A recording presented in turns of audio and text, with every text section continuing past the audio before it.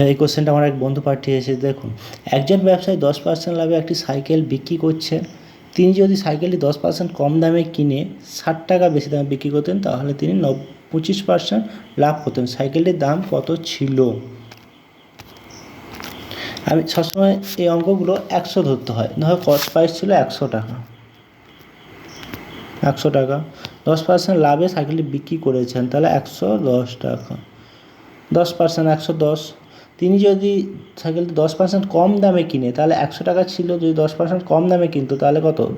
10% কম 90 টাকা।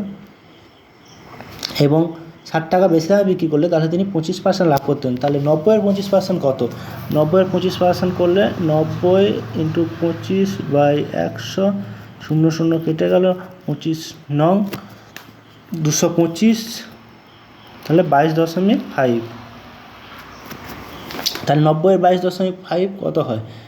112.5।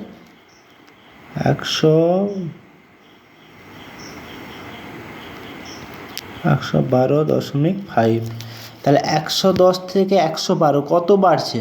2.5। আর এখানে মান কত বলেছে? 60 টাকা বেশি দামে বিক্রি করতে। 2.5-এর মান 60 বলে দিছে।